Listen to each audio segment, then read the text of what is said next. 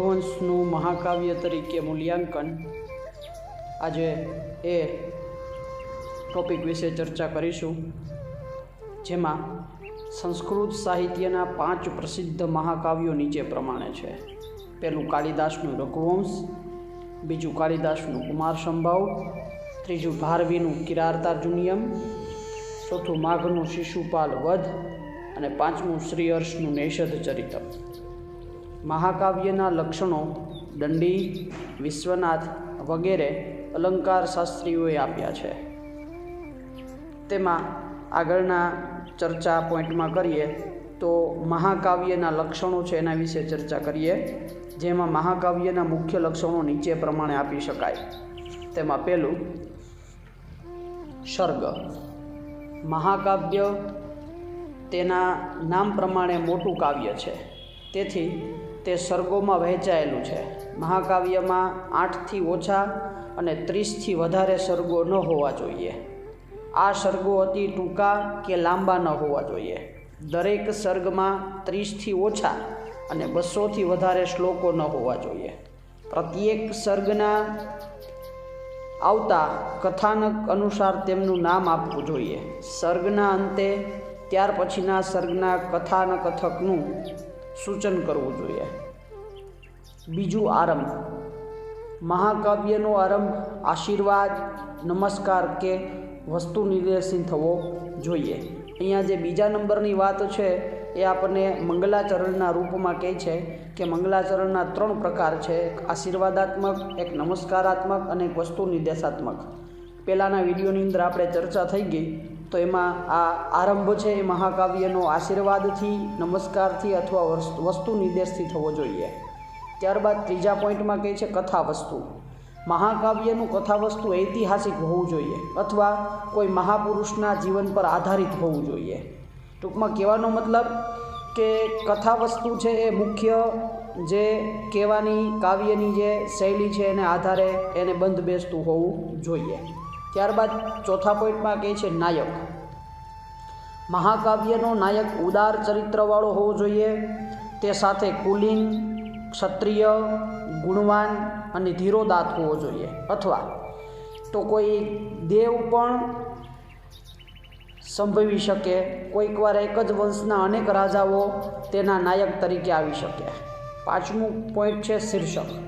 મહાકાવ્યનું શીર્ષક નાયક અથવા નાયિકાના નામ કે કથાવસ્તુ પરથી આપવું જોઈએ, અથવા કાવ્યના કોઈ મહત્ત્વના પ્રસંગ કે ઘટનાને આધારે આપવું જોઈએ. ત્યારબાદનો છઠ્ઠો પોઈન્ટ છે છંદ. એક જ સર્ગમાં એક જ છંદનો પ્રયોગ કરવો જોઈએ અને સર્ગને અંતે છંદ પરિવર્તન થવું જોઈએ.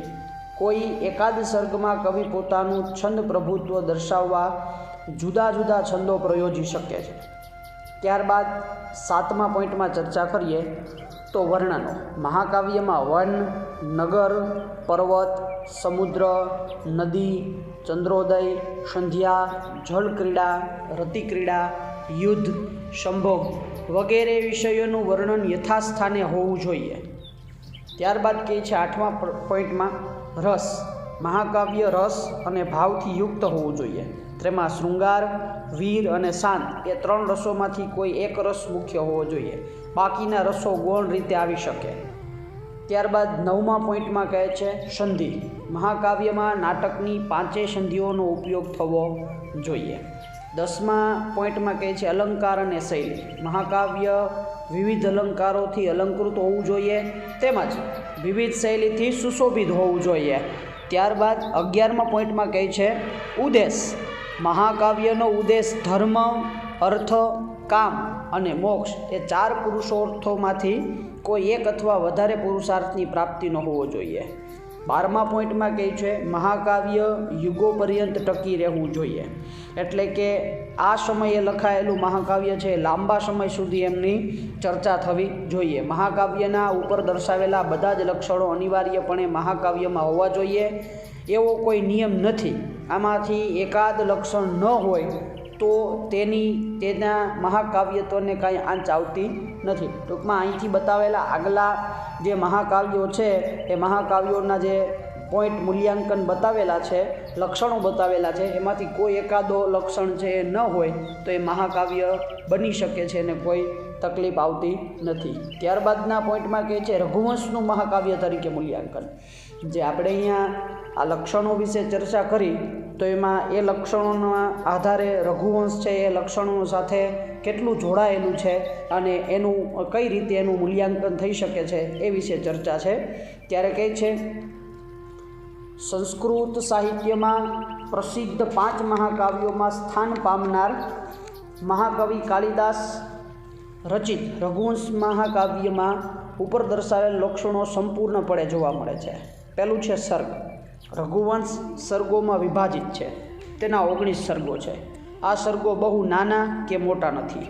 રઘુવંશના પ્રત્યેક સર્ગના નામ તેના કથાનક અનુસાર આપવામાં આવ્યા છે. દાખલા તરીકે રઘુવંશના બીજા સર્ગનું નામ નંદિની વરપ્રદાન છે. આ સર્ગના નંદિની દ્વારા દિલીપને વરપ્રદાન અને મુખ્ય કથા વસ્તુ છે. અહીં દરેક સર્ગના અંતે ભાવિ સર્ગના કથાનકનું સૂચન થાય છે. ત્યારબાદ કહે છે બીજું આરંભ.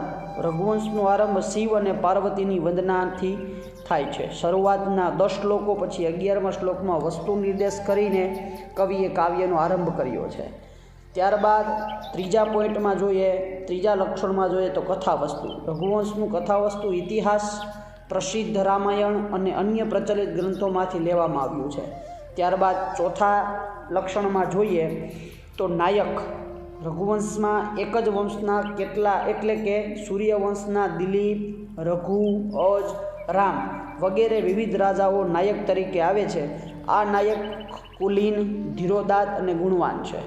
ત્યારબાદ 5મું છે લક્ષણ શીર્ષક. રઘુવંશનું શીર્ષક સૂર્યવંશના પ્રતાપી અને સર્વસ્વનું બલિદાન આપનાર રાજર્ષિ રઘુના નામ પરથી આપવામાં આવ્યું છે. ત્યારબાદ 6થું લક્ષણ છે છંદ. રઘુવંશનો પ્રત્યેક સર્ગ એક જ છંદમાં રચાયો છે અને સર્ગના અંતે છંદ બદલાય છે. દાખલા તરીકે રઘુવંશના બીજા સર્ગના શ્લોકો ઇન્દ્રવજ્રા, ઉપેન્દ્રવજ્રા અને ઉપજાતિ છંદમાં છે, જે આપણે હવે પછીના વિડીયોમાં આ બીજા સર્ગ વિશે ચર્ચા કરીશું, એમના શ્લોક વિશે ચર્ચા કરીશું, એના શ્લોકનું આપણે ગાન કરીશું. ત્યારે એ શ્લોકમાં આપણે જાણીશું કયા છંદની અંદર શ્લોકો લખેલા છે.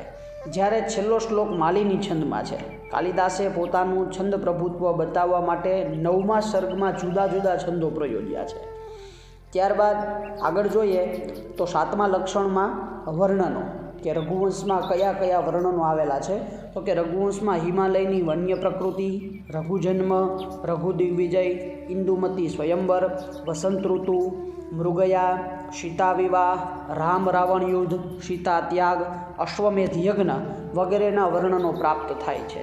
કહેવાનો મતલબ છે કે આગળ જે મૂલ્યાંકન કરેલું છે કાવ્યની બાબતમાં, મહાકાવ્યની બાબતમાં, એમાં જે આપણે વસ્તુ કીધી છે એના આધારે અહીંયા બધા જ પ્રકારની વસ્તુઓ ઘણી ખરી વર્ણનોમાં લેવામાં આવેલી છે, જે રઘુવંશની સાથે મેળવી શકાય છે. ત્યારબાદ 8મું લક્ષણ છે રસ. રઘુવંશમાં રસવૈવિધ્ય જોવા મળે છે. રઘુવંશમાં વીર, શ્રૃંગાર, શાંત અને કરુણ રસોનું નિરૂપણ છે. જોકે રઘુવંશનો મુખ્ય રસ વીર રસ ગણી શકાય. રઘુવંશમાં કવિએ યથાયોગ્ય સ્થાને અન્ય રસોનું નિરૂપણ કર્યું છે. ત્યારબાદ 9મું લક્ષણ જોઈએ તો સંધિ. રઘુવંશમાં સળંગ કથાનક હોવાથી સંધિઓ સ્પષ્ટ રીતે દર્શાવવી મુશ્કેલ છે. ત્યારબાદ 10મું લક્ષણ છે અલંકાર અને શૈલી. રઘુવંશમાં કવિએ વિવિધ અલંકારો પ્રયોજ્યા છે. કાલિદાસની માનીતી વૈદર્ભી શૈલી આ મહાકાવ્યમાં પ્રધાનપણે જોવા મળે છે. 11મું લક્ષણ છે ઉદ્દેશ. રઘુવંશનો ઉદ્દેશ અર્થ અને કામને અવિરુદ્ધ એવા ધર્મની પ્રાપ્તિનો છે. અને 12મું લક્ષણ છે રઘુવંશની રચના પછી અનેક યુગો પસાર થયા છતાં આજે પણ વાચકોને આ મહાકાવ્ય આકર્ષે છે. આમ રઘુવંશ યુગો પર્યંત રહે એવું મહાકાવ્ય છે. કહી શકાય કે વીરરસના આધારે અને રઘુવંશમાં રઘુકુળની પરંપરાના આધારે ઘણું બધું વર્ણન કરેલું છે, જેના આધારે રઘુવંશ છે એ મહાકાવ્ય છે. અને મહાકાવ્ય છે યુગો પર્યંત સુધી અત્યારે એ મહાકાવ્ય તરીકે ગવાતું આવ્યું છે.